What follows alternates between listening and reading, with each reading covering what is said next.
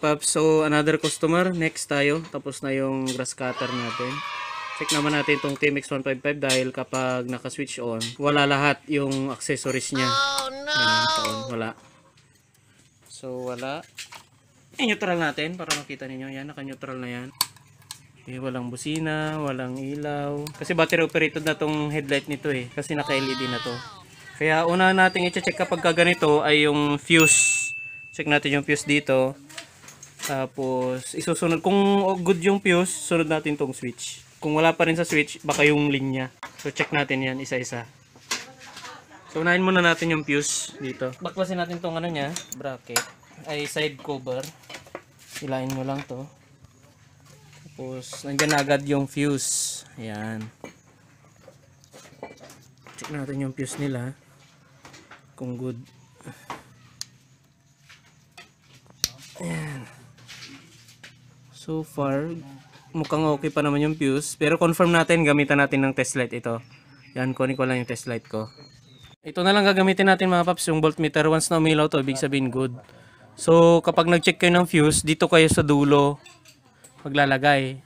Diba, dito yung galing sa battery. Dito nyo lagay sa dulo para ma-check nyo yung continuity dito kung buo pa. Yan, tulad nyan. Okay, so nasa 12.2 yung kanyang battery voltage. Ibig sabihin, buo yung fuse. Kaya check natin ngayon yung switch doon sa taas, yung ignition switch, kung may lumalabas na kuryente doon. Dahil yun ang kailangan natin, no? Para ma-check kung buo yung linya mula dito sa battery papunta doon sa switch. Tara, check natin. Ayan, so tanggalin natin tong headlight cowling para ma-expose yung headlight. Yung ignition switch doon sa loob. Tumot nga dalaga ng kala, matudo kami. Todo mga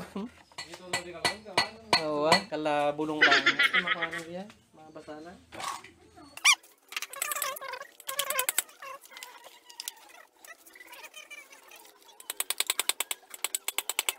So mga paps, yung linya ng battery, itong kulay red. I-check natin to ngayon kung buo.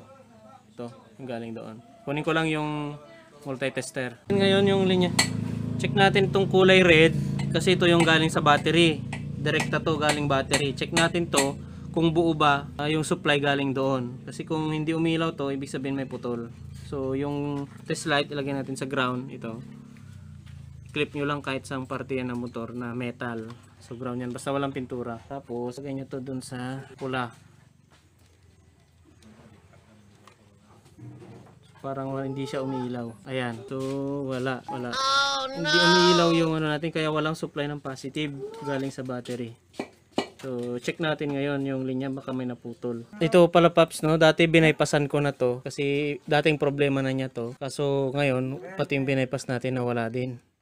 Walang continuity galing sa positive. Kaya ititrace natin yan ngayon sa ilalim. Wala o yan, oh. Hindi umiilaw. Okay, so trace natin dito sa ilalim ulit. Kasi yun yung naging problem. Yan, paps. So, bago tayo mag-check pala doon, nakalimutan ko lang, no?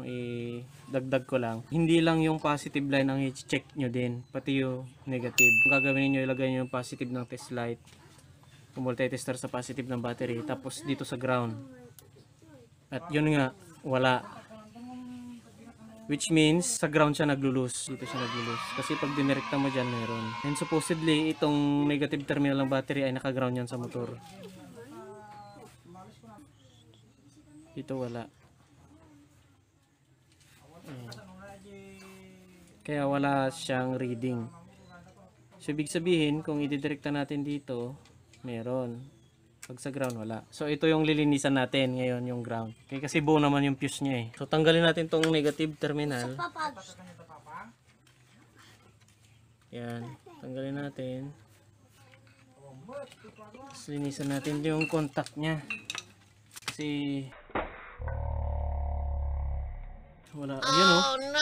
Naputol agad, no? Nakita nyo naman, hindi ko pa siya binabaklas. So, ang problema, yung wire may corrosion. Ayan, may corrosion. Palitan lang natin. Tingnan natin itong nandito. Ayan, oh. Oh, no! Kinain ng corrosion yung wire. Kaya, wala nang continuity na putol. So, sa negative lang pala no, yung problema. Ayan, oh. Ayan, palitan natin tong wire na to.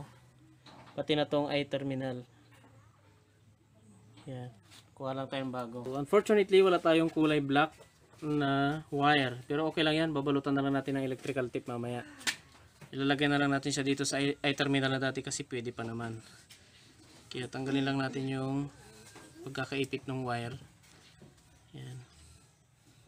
Tapos linisan lang natin itong i-terminal. Yan. Linisan lang natin sa tubig lang to. Tubig lang. Tapos liha lang ng konti. Yan. Linisan lang natin konti. Para matanggal yung corrosion. Tapos ang kalaban ng corrosion mga paps, tubig lang. Ayan, tubig. Tubig lang, tubig sa puso. Yan. Tapos hugasan natin. Kung may liha kayo, mas maganda. Liha na lang.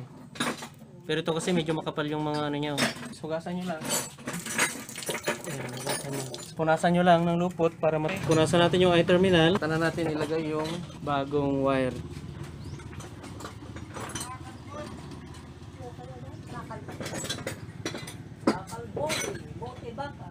Palibot nyo na lang dito.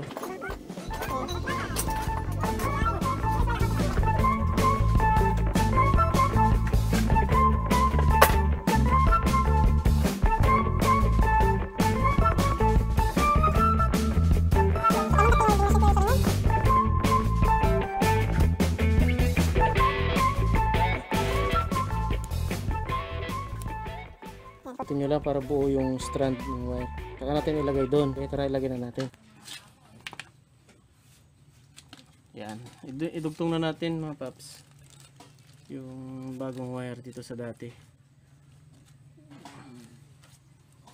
Yan.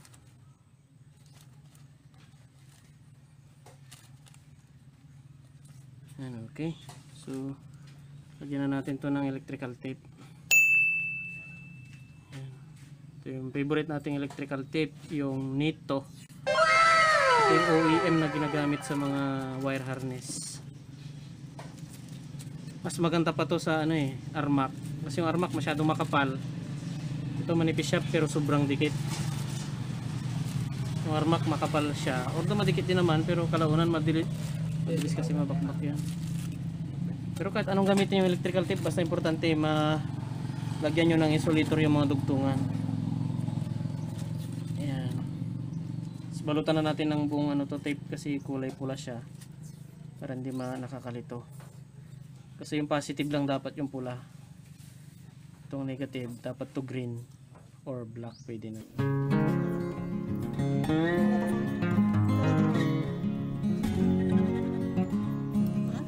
Ito natin lagay yung battery screw.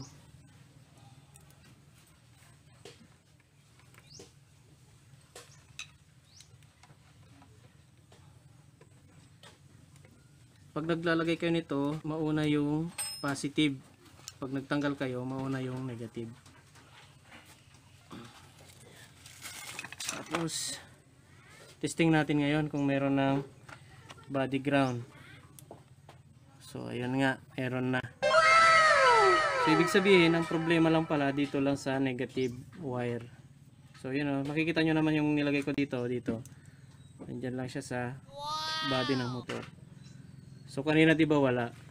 Ayan. So nakalimutan ko lang sabihin kanina na pag nag-check kayo ng linya, isama nyo din yung negative. Although madalang kasi mangyari ito. Bumigay lang yung wire, mahinang wire yung nailagay. Kaya ganoon siya. Ngayon i-check natin dun sa harap kung umilaw na yung mga accessories. I-check natin yung accessory wire dito sa harap o yung main supply. Ito yung kulay pula. Check natin kung meron na. Oh yeah! Ayan, meron na. Okay. So malamang meron ng supply. Kaya testing natin yung mga accessories. Yan o.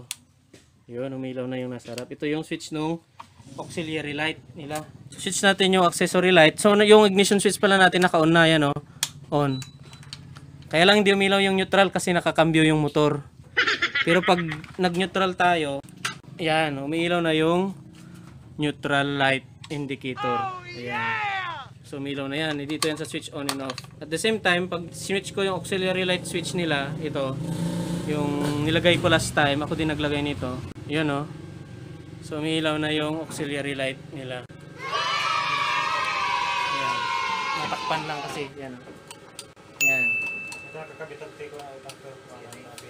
Ayan. Okay.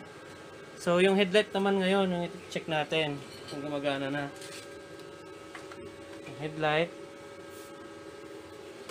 Ayun. So meron na ulit headlight.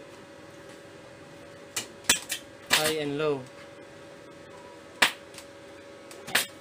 Okay. So ibalik na natin yung mga dapat ibalik. Na natin tong wiring. So wala na palang screw to, no? Ang humawak dito ay yung ano lang, strap, wire strap na nasa ilalim. Balik natin na maayos tong mga wiring niya. Ayan. Okay. Yan natin ang electrical tape yung dinalata natin kanina dahil chinik natin. Kapag walang supply, hindi lang yung positive yung i-check natin o i-check ninyo. Isama nyo din yung ground, yung negative. Kasi hindi lahat ng oras sa fuse nagkakaproblema. Minsan sa ground din. Kasi dapat kompleto yung positive tsaka negative supply para mabuo yung circuit ng isang accessory. Kaya maganda i-check nyo din yung positive at negative. Minsan yun yung mga naglulus kasi.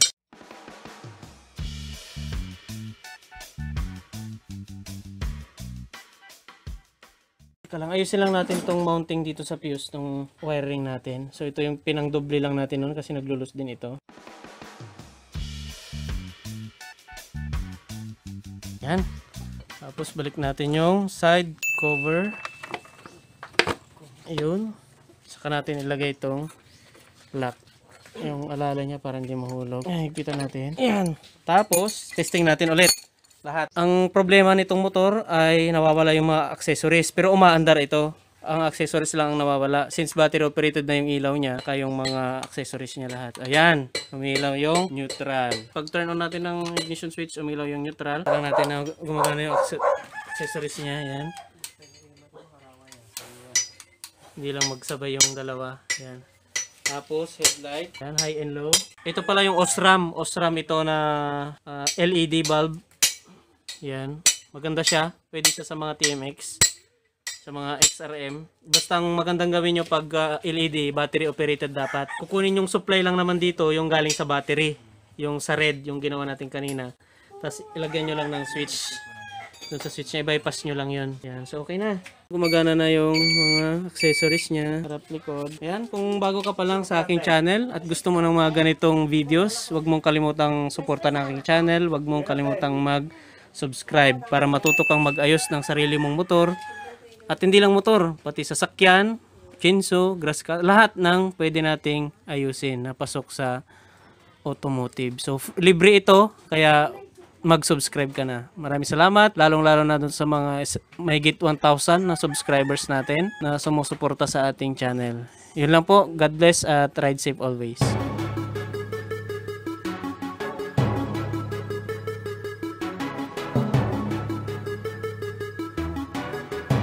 So habang pala tayo sa pag-ayos, meron din tayong dalawang customer dito na nag-DIY na.